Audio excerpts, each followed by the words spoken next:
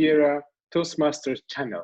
My name is Marcelo Fernandez, and I'm very, very happy today because I have a very important person, a VIP in the Toastmasters community, because I brought you today to our area director, D3, Bastien. So please, let's welcome Bastien with us. Bastien, welcome and thank you for being here. Thank you, Marcelo. I am not so often introduced as being a VIP, so it's very much appreciated. Today, you are an area director, and you have been a very important person for the division contest. So tell us, what kind of role you were having in the division contest?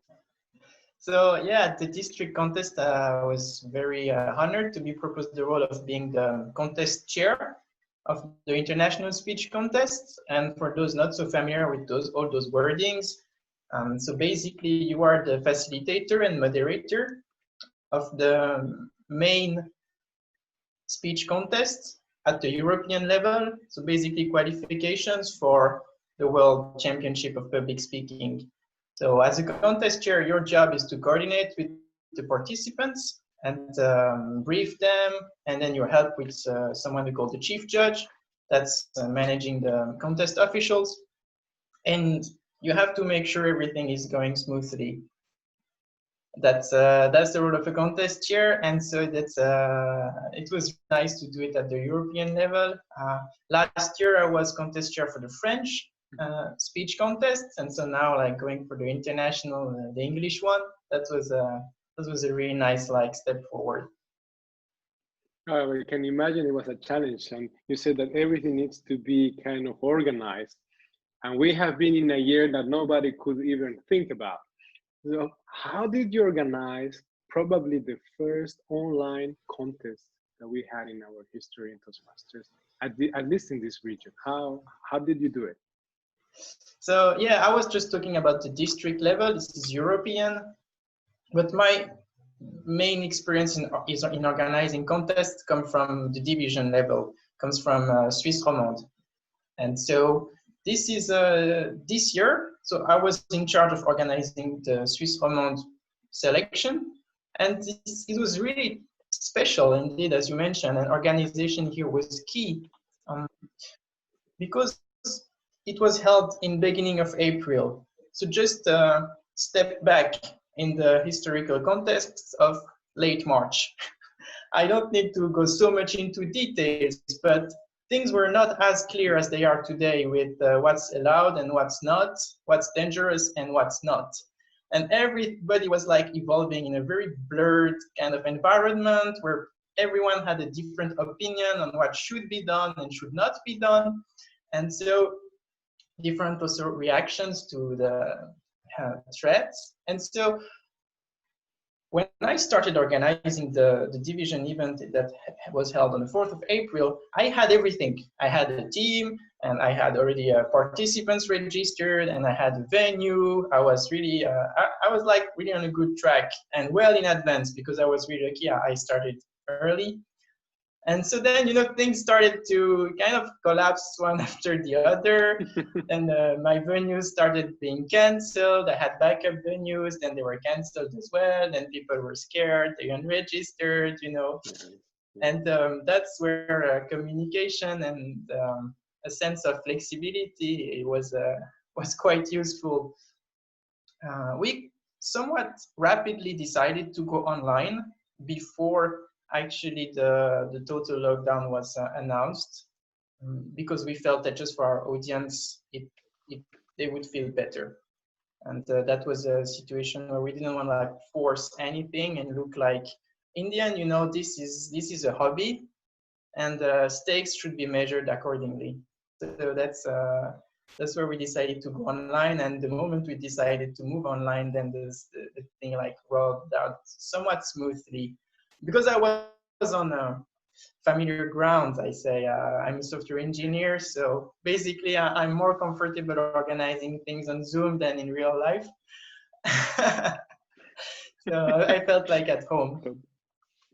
Totally, and the organization was perfect. I'm sure that many people that are watching us today remember this contest that was one of the first one online, and it went through for the contestant and also for the public. Was really well done. And but it was challenging. And you said that was probably from your perspective the most challenging part? So we were entering uncharted territories, and people were used to having these in-person events. So basically, they started disappointed, yet they had no expectations. So that was kind of the challenge. So how to kind of cheer up and motivate people to spend a full Saturday at home watching the contest via Zoom, while maybe they could have gone in the mountain, you know, and have a walk, or just the idea itself was kind of like, yeah, not really appreciated by most people, because at that time when we announced that, people still were like kind of getting into this habit of conference calls, and some of them didn't have Zoom installed yet. You know, that's how far it goes. I believe now the Zoom adoption is close to 100%, but yeah, so that's we had to also to let the audience get familiar with the format, and so that was one of the challenge to kind of convince people that it would be nice. Yeah, it was perfect. I think I remember as a contestant in some of these competitions was to receive the whole PDF document, and how we need to be presenting ourselves in front of the screen was really well organized, and also it was fun. I remember it was very fun because you had some. I don't know if you had, but the contest day had some fun ideas. Can you tell us a little bit of these fun ideas that you had? Yeah, exactly. So we really took this as an opportunity. So we took this as an opportunity for the contestants themselves to improve their online skills. So that's how you yourself were a contestant, and you receive this PDF on like best practices and lighting and sound and all these kind of things and positioning. So that was a good opportunity for us to help our speakers level up their online speaking skills. But it was also an opportunity for us to explore totally different formats and activities that would have been super hard to be held in person. And so one of the activity we did was a dancing session. Now, if you have like everybody sitting in a conference setup, it's somewhat hard to have everyone like standing and dancing. You lack space.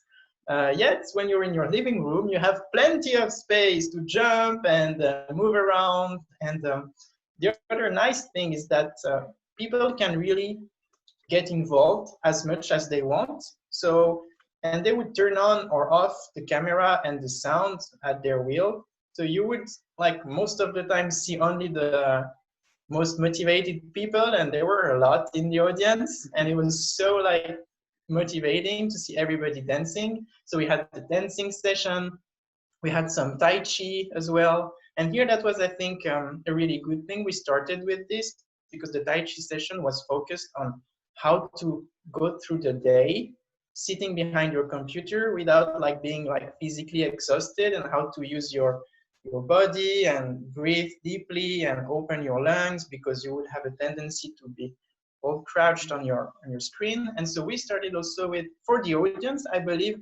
some sort of educational approach on how to spend a lot of time in front of the computer, which is not something we always learn about. The diversity of activities, we really try to go on the diversity. And so I think that's what made the day quite smooth as well. It was quite diverse and quite surprisingly, remind us, Bastien, at the peak of the event, how many people we had? We had about 80 people at the final and the award ceremony. So interestingly, we had about 130 registered people and 80 showed up. That's quite nice. And because also throughout the day, people just joined for some parts and then they left and then came back. And I think that's also a luxury that you have in those form of events, because then people just can melt it with their own agenda. Totally. So And yeah, we 80 even people. had Yeah. yeah, 80 Sorry. people, but not everybody from Switzerland, because I remember we were having other countries there. We were having Yeah, Australia. I don't know what kind of countries we were having there, but I remember we were Canada. getting some. Yeah, Yeah. Well, yeah, Bolivia, yeah, my parents apparently were watching also the video. yeah. New Zealand. No, it was really, Yes. really nice. Yeah. It was amazing. It was really, really nice. So for the next event, because this is something that happens every year, what would be your suggestions, your tips and tricks, do and don'ts for the next person that will organize this event? What would you suggest? Mhm. So I've attended several of these events, and it's what people want, and everyone wants is mostly to have fun, get to know new people, and enjoy the good speeches. Possibly learn something along the way. So yet it's a one-day event, and there are quite some contests to organize. We had, I think, 5 or 6 contests. And so if you put them all after each other, then your day is quite packed.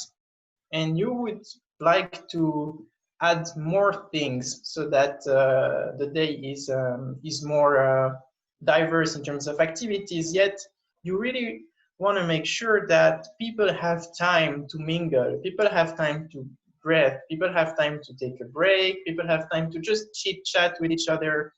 And that was a little bit complicated with our online format, but when it comes to in-person, I really think that's a must-have and a focus that people should, because we're a community of people that usually we stay over years. And so I've seen you in the past and I'm going to see you in the future again, and we're building a relationship. And so that's this kind of friendships we're building through our community.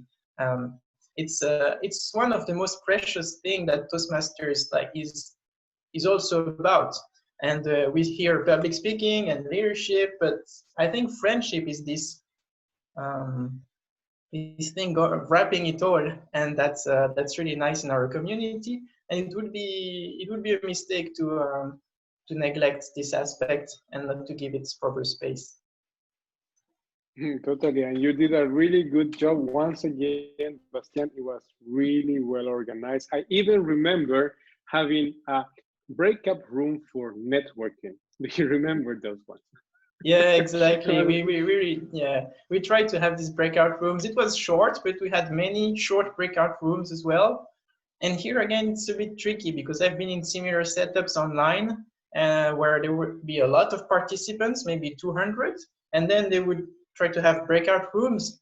But some people, like, they would make teams of 4, yet maybe a lot of people would not have the camera or the sound, or would not even be in the room and watching, just having it in the background. So then you end up in a breakout room and there is no one with you.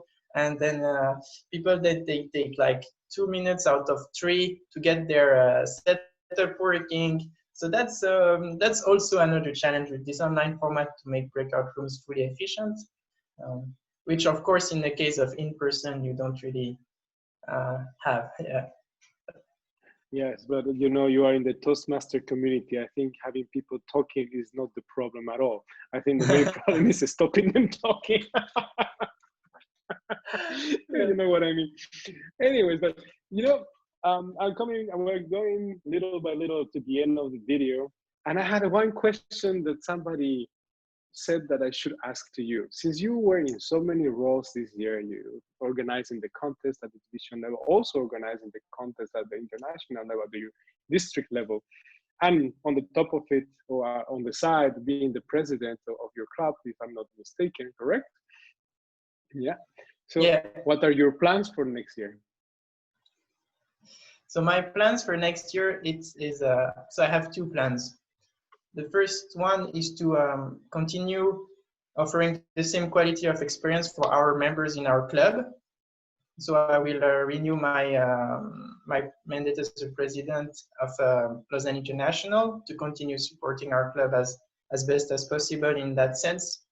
And second, I would like to now, I've seen like so many people competing that I want to get back into competition, you know, and take the public speaking part of Toastmasters to another level next year and really focus on that aspect. I think the leadership way I've been like somewhat quite far already, and now I really want to see what would happen if I give the same energy into improving my public speaking skills, and I want to try like to compete and see how it goes on that side.